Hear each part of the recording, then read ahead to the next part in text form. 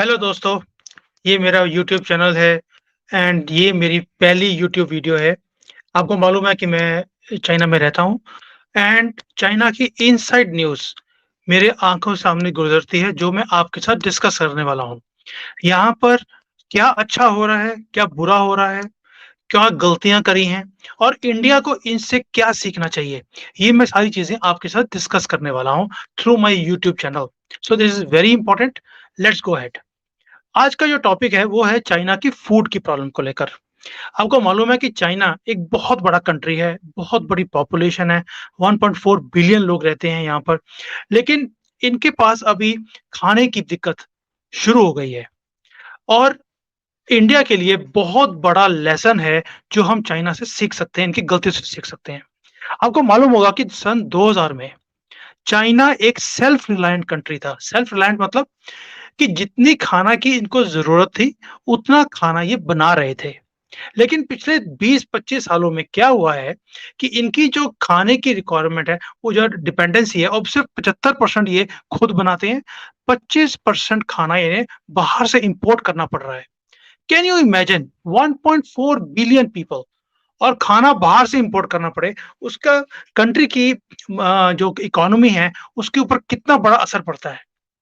Secondly, अभी Ukraine war के चक्कर में क्या हुआ कि जो वहां से व्हीट आ रहा था, फर्टिलाइजर आ रहे थे रशिया से, या जो फर्टिलाइजर, ये एग्रीकल्चर की जो चीज चाहिए होती हैं, वो जो वहां से आ रही थी, जैसे ऑयल था, सोयाबीन ऑयल था, वो महंगा भी हो गया और आना भी मुश्किल हो गया। तो चाइना को बहुत दिक्कतें आ रही हैं इस चक्कर में।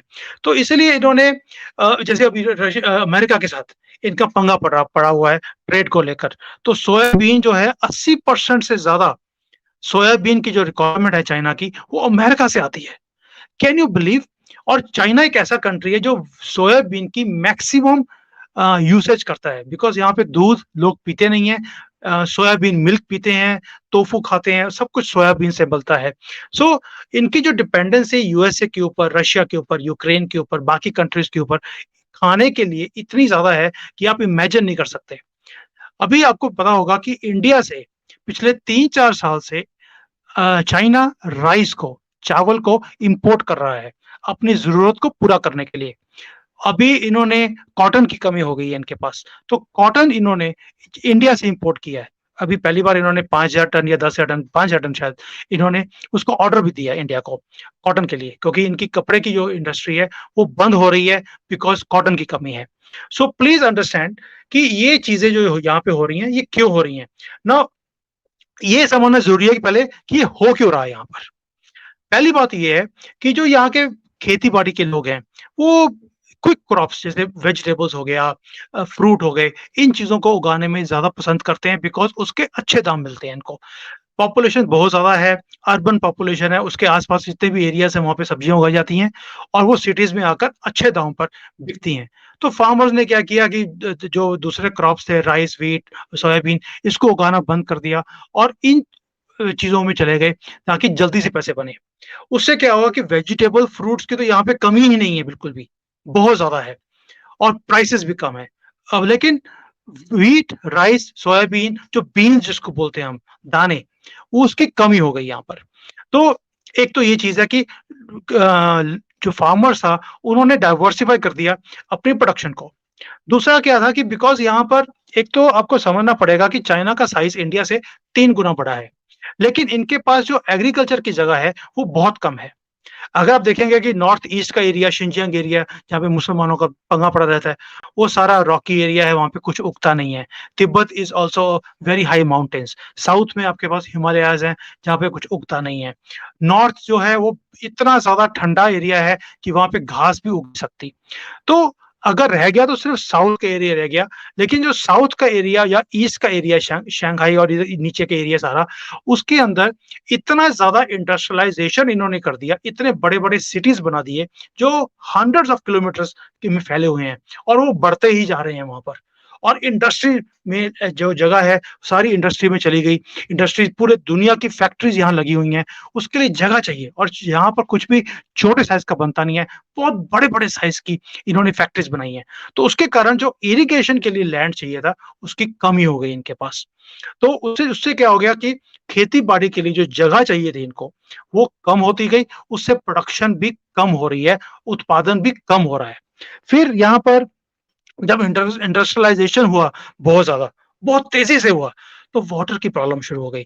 वाटर कंज़र्वेशन नहीं था, वाटर में पॉल्यूशन शुरू हो गया, उससे भी जो सॉइल की जो क्वालिटी थी वो काफ़ी कम हो गई।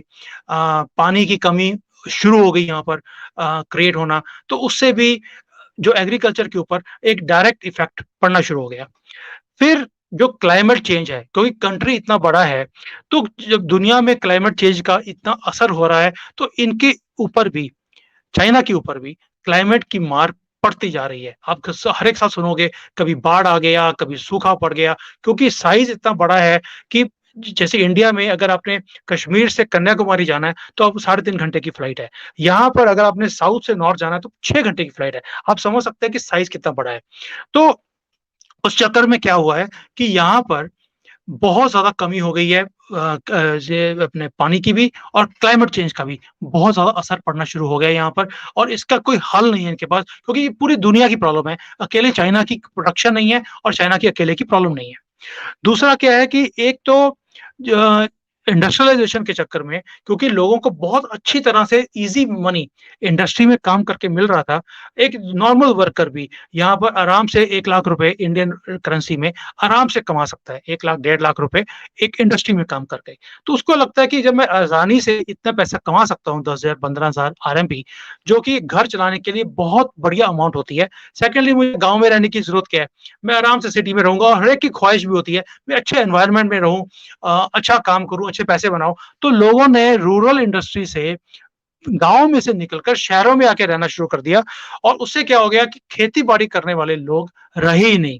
अब बूढ़े-बूढ़े जो लोग हैं, उनके ग्रैंड पेरेंट्स वो रह गए हैं वहाँ पर, वो कितनी खेती कर सकते हैं? ना उनको ट्रैक्टर चलाना आता है, ना उनको कोई एग्रीकल्चर के बारे में मालूम है। तो उससे क्या हो गया कि खेती-बाड़ी करने वाले जो हैंड्स हैं, हाथ हैं, वो कम होते गए, उससे भी प्रोडक्शन कम होती गई। अब उसका सॉल्यूशन चाइनीज़ गवर्नमेंट ने क्या निकाला है, वो समझने की बात है। एक तो उन्होंने क्या किया कि एक कैंपेन शुरू किया 2020 में। शी जिनपिंग जो यहाँ के प्रेज़िडेंट हैं, उन्होंने कैंपेन शुरू किया क्लीन प्लेट कैंपेन। उसका मतलब है कि जब आप रेस्टोरेंट में कहीं खाना खाने जाते हैं या घर में भी खाना खाते हैं, खाने को वेस्ट ना करें। तो उससे क्या हो गया कि बिकॉज़ चाइना में एक रिवाज बन गया था कि खाना खाओ, रेस्टोरेंट में जाओ और जितना ज़्यादा खाना आप वेस्ट करोगे, उसका मतलब है कि आप लोगों को एक इंडिकेशन दे रहे हो कि हम कितने रिच हैं। तो क्योंकि ट्रेडिशनली बहुत पुअर कंट्री था। 25-30 साल पहले तो इनको खाने एक दिन का खाना एक दिन में 1 टाइम का खाना मिलता था। तो अब वो उस गरीबी से जब बाहर निकले हैं, तो इनको लगता है कि हमें श दु दुनिया को दिखाना चाहिए कि हम कितने अमीर हैं। तो उस चक्कर में वेस्टेज शुरू हो गया था। तो शी जिनपिंग ने बोला कि प्रिया, जो आप इतनी वेस्टेज कर रहे हो, उसका कंट्री की इकोनॉमी के ऊपर असर पड़ रहा है, इसको बंद किया जाए। तो अभी कई रेस्टोरेंट्स यहाँ पर हैं, मैं जाता हूँ वहाँ पर खाना खाने के लिए, जब उनसे रेट पूछो तो वो बोलते हैं जी 50 आरएमबी मतलब कि ₹500 की एक खाना पड़ेगा आपको। लेकिन अगर आप खाली प्लेट वापस करते हो उनको, तो जब खाना खाने के बाद आपको वापस प्लेट वहाँ पे देनी पड़ती है। अगर वो खाली है तो आपको 20 आरएमबी ₹200 वापस किए जाएँगे। दैट मीन्स लोगों के अंदर वो एक एक भावना शुरू हो गई है, एक कल्चर शुरू होना शुरू हो गया उससे कि भई वेस्टेज नहीं करना, ये कंट्री के लिए नुकसान का काम है। तो इन्होंने बहुत बड़ा एक स्टेप लिया है थ्रू रेस्टोरेंट्स। दूसरा, अभी इन्होंने एक पॉलिसी शुरू करी कि जो यंगस्टर्स हैं, क्योंकि इंडस्ट्री यहाँ पर काफ़ी कम हो रही है, फॉरेन की कंपनीज़ बाहर जाती शुरू हो गई हैं, कुछ फिलीपींस चली गई, कुछ इंडिया में आ गई हैं, तो जो यूथ है उनको एम्प्लॉयमेंट नहीं मिल रहा। तो गवर्नमेंट ने अभी एक नया पॉलिसी बनाया है कि भई जो यंगस्टर्स हैं, जिनके पास काम नहीं है, उनको काम चाहिए, उनको गाँव में शिफ्ट किया जाए। वहाँ पर खेती के लिए यंग हैंड्स की ज़रूरत है, उनको ट्रैक्टर चलाने की ट्रेनिंग दी जा रही है, एग्रीकल्चर की ट्रेनिंग दी जा रही है, नए इक्विपमेंट्स, नई जैसे ड्रोन टेक्नोलॉजीज़ हैं, उसकी नॉलेज दी जा रही है, ताकि वो वहाँ जाकर प्रोडक्टिविटी को इंक्रीज़ करें। यहाँ पर इंडस्ट्री की प्रोडक्टिविटी बहुत हाई है, लेकिन एग्रीकल्चर में जो प्रोडक्टिविटी है, जैसे इंडिया में भी प्रोडक्टिविटी बहुत कम है, यहाँ भी एग्रीकल्चर में प्रोडक्टिविटी बहुत कम है, क्योंकि ट्रेडिशनल वे से एग्रीकल्चर हो रहा था अब तक।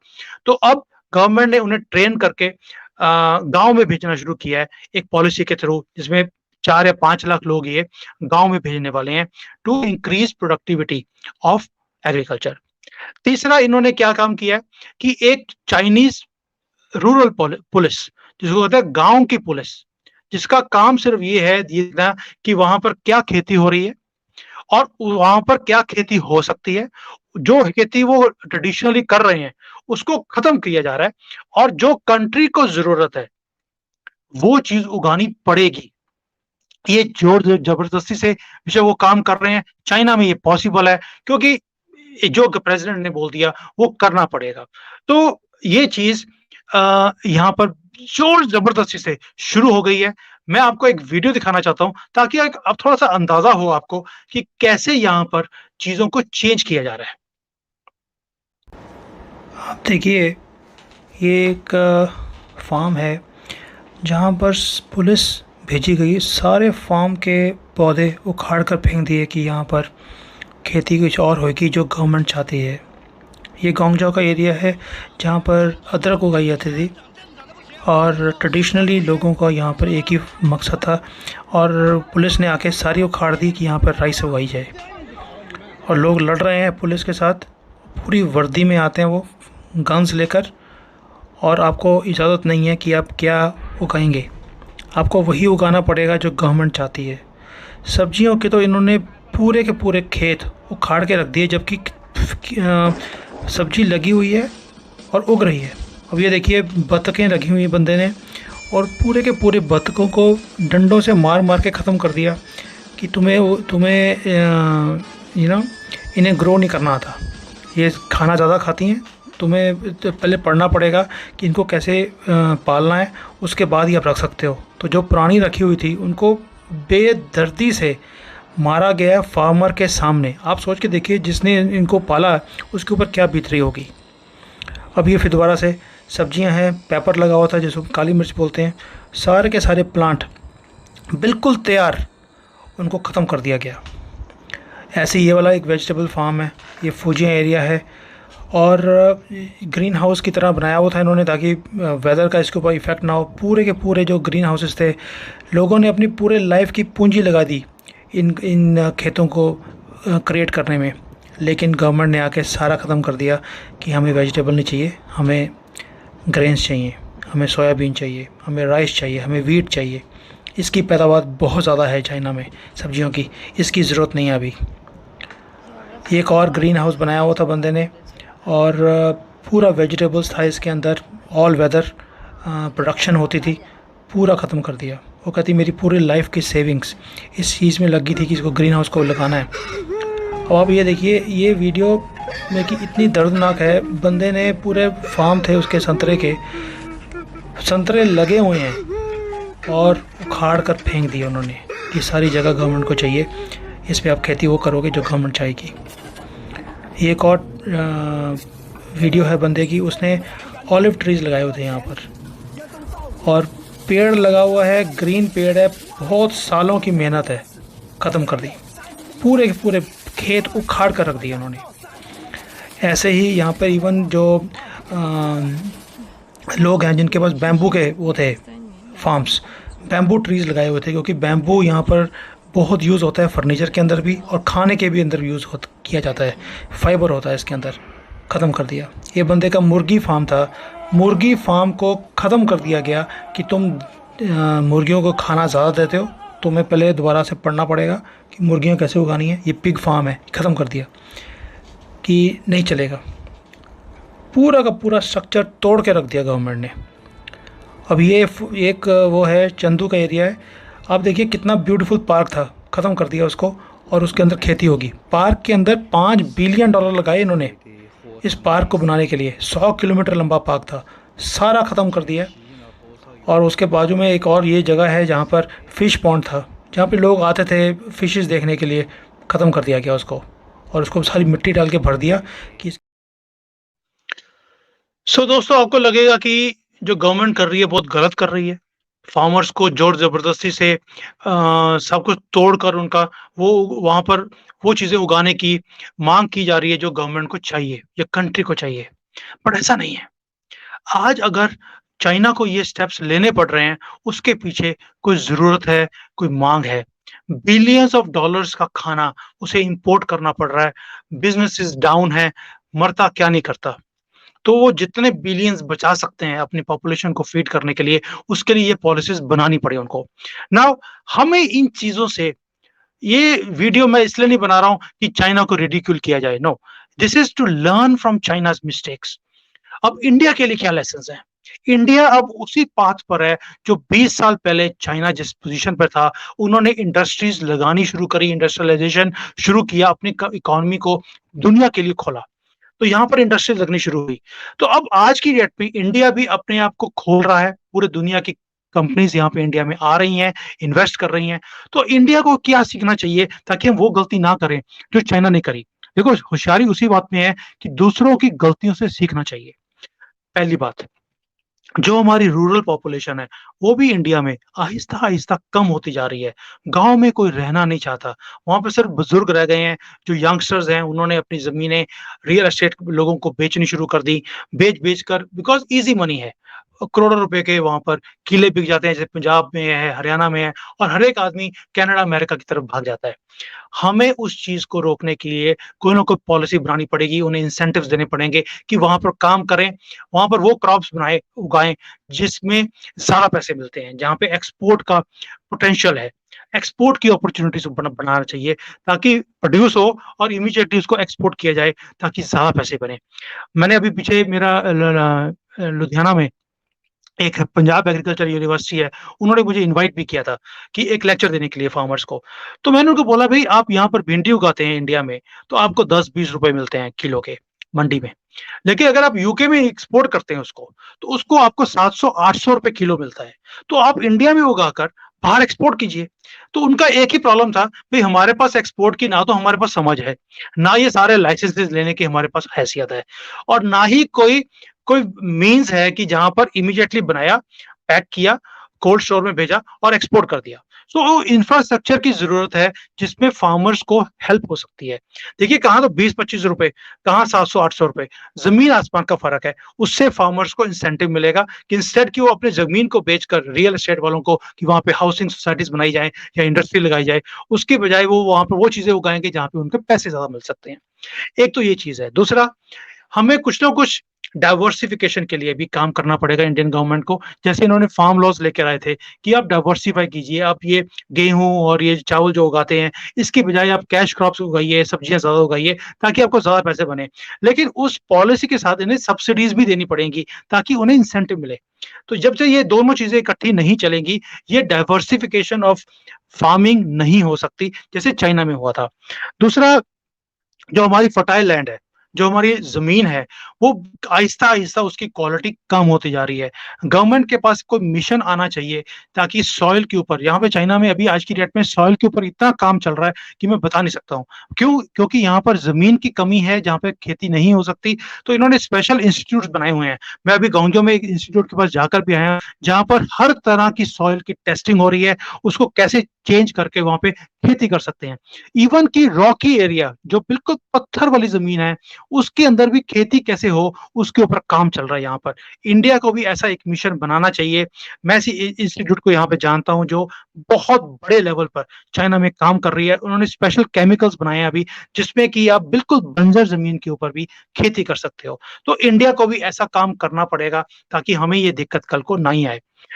तीसरा, एक यहाँ पर चाइना में और प्रॉब्लम थी कि यहाँ पर भी जैसे इंडिया में हम लोग स्टॉक करते हैं, गेहूँ का, राइस का, हम लोग गवर्नमेंट स्टॉक करती है, 5-5 साल का सामान रखती है अपने पास, ताकि अगर कहीं सूखा आ जाए, कोई अकाल पड़ जाए, तो हमारे पास वो खाने के लिए सामान होना चाहिए। तो चाइना के अंदर भी है।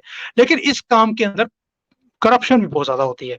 चाइना के अंदर भी होती है। तो इन्होंने ईयर मार्क किया कि वहाँ पे जो ऑफिशियल्स हैं वो अच्छे माल को निकाल के बेच देते हैं और खराब वाले को डिस्पोज़ ऑफ क्या कहते हैं कि ये डिस्पोज़ ऑफ कर दिया हमने क्योंकि खराब हो गया था। तो इंडिया को भी वो चीज़ करनी पड़ेगी कि ऑडिट इस चीज़ों का कि कहाँ पर धांधली हो रही है स्टॉक ऑफ ग्रेन्स की। क्योंकि जो ग्रेन्स की जो शॉर्टेज है वो वहीं से शुरू होती है, जो स्टोरेज ही खत्म हो जाती है। इंडिया में भी बहुत बड़ी प्रॉब्लम है। We have to check those things. Lastly, एक जो एजुकेशन है फार्मर्स का, वो बहुत ज़रूरी है। चाइना ने बहुत बड़े लेवल पर एजुकेशन का प्रोग्राम शुरू किया है, इन्हें सर्टिफ़िकेट्स देते हैं वो कि यस ये पास होकर आए हैं अभी, 6-6 महीने का कोर्स है कि नई खेती ड्रोन सिस्टम्स कैसे यूज करने हैं, ट्रैक्टर्स को कैसे यूज करना है, प्रोडक्टिविटी को इंक्रीज कैसे करना है, इसके ऊपर बहुत बड़े स्केल पे काम हुआ है। और चाइना का मिशन है कि अगले 5 साल में हम दोबारा से सेल्फ रिलायंट एग्रीकल्चर में बन जाएंगे, ताकि हमें इंपोर्ट ना करना पड़े, हमें यूएसए, रशिया या इंडिया के ऊपर, किसी भी कंट्री के ऊपर निर्भर रहने की जरूरत नहीं है। They also want to be आत्मनिर्भर। जैसे मोदी जी बोलते हैं आत्मनिर्भरता, तो चाइना ने भी अब आत्मनिर्भर इन फूड के ऊपर मिशन बना दिया है, जबकि इंडिया में मैंने ऐसा कोई भी मिशन देखा नहीं है। बट जैसे इंडिया राइज कर रहा है, ये ना हो कि आगे दौड़ पीछे छोड़ वाला काम हो जाए, कि हम इंडस्ट्री में बहुत आगे निकल जाए और खाना अपने इतनी बड़ी पॉपुलेशन को फीड करने के लिए हमें इंपोर्ट करना पड़े। और जैसे जैसे वॉर्स बढ़ रहे हैं, दिक्कतें बढ़ रही हैं कंट्रीज के अंदर, ये खाने को सोर्स करना भी मुश्किल हो जाएगा। India has to start looking at it. तो ये मेरा एक मैसेज था to all of you also, कि जो अपने घर के अंदर भी आप सोचेंगे हमें इस वीडियो का फायदा क्या है। प्लीज अंडरस्टैंड वन थिंग, हर एक आदमी के घर के अंदर कोई बैल्कनी है, कोई छत है, अपनी सब्जियां खुद उगाना शुरू करें। मैंने यहाँ पर मिशन शुरू किया चाइना में। मैं हर एक जो जो लोग मेरे साथ जुड़ते जा रहे हैं, हमारा मिशन है कि to self become self reliant, आत्मनिर्भर। कंट्री अगर आत्मनिर्भर है तो हमें खुद को भी अपने फूड के लिए आत्मनिर्भर बनना पड़ेगा। You can say it's a warning message before time. अगले 10 साल में यही प्रॉब्लम इंडिया में भी आने वाली है खाने की। एक तो हमारी पॉपुलेशन बहुत यंग पॉपुलेशन है, बहुत जल्दी से मल्टीप्लाई हो रही है, पॉपुलेशन इंक्रीज हो रही है, ऊपर से लैंड जो है एग्रीकल्चर के लिए वो कम होती जा रही है दिन पर दिन, प्रोडक्टिविटी कम हो रही है, फर्टिलिटी कम हो रही है। तो आज की डेट में we have to start looking at producing ourselves. हमें अपनी खेती खुद करनी पड़ेगी, सब्जियां खुद घर पे उगा सकते हैं। नहीं मालूम है तो मुझे आप मैसेज डाल सकते हैं। I can share certain things with you from my experience of working in China for such a long time, कि कैसे हम अपने आप को आत्मनिर्भर इन चीजों में बना सकते हैं। तो दोस्तों, मैं वीडियो यहीं पे खत्म करता हूं। I hope you like it. Please share with your friends and I will see you in the next video very soon. जय Hind. Hi there. If you liked the video, please don't forget to smash the like button, subscribe to our channel, and activate the bell icon so that you receive all notifications whenever we upload a new video. Thanks for watching.